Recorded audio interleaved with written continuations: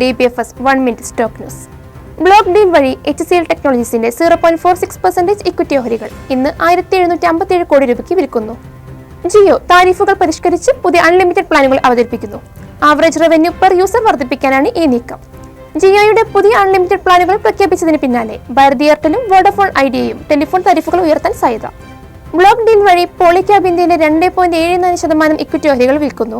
വാങ്ങുന്നവരുടെയോ വിൽക്കുന്നവരുടെയോ വിശദാംശങ്ങൾ ഇപ്പോൾ ലഭ്യമല്ല. എന്നാൽ പ്രൊമോട്ടേഴ്സ് അവരുടെ ഓഹരിയുടെ ഒരു ഭാഗം വിൽക്കാൻ സാധ്യതയുള്ളതായി റിപ്പോർട്ടുണ്ട്. 1600 മെഗാവാട്ട് ടെർമിനൽ പവർ പ്രൊജക്ടിന് 13,000 കോടി രൂപയുടെ ഓർഡർ നേടി BHEL. ബ്ലോക്ക് ഡീൽ വഴി നിക്ഷേപകനായ രാധാകൃഷ്ണൻ ദമനിയും അനുബന്ധ സ്ഥാപനങ്ങളും ഇന്ത്യ സിമന്റിന്റെ ഏകദേശം 24% ഓഹരികൾ അൾട്രാടെക് സിമന്റിന് വിറ്റു.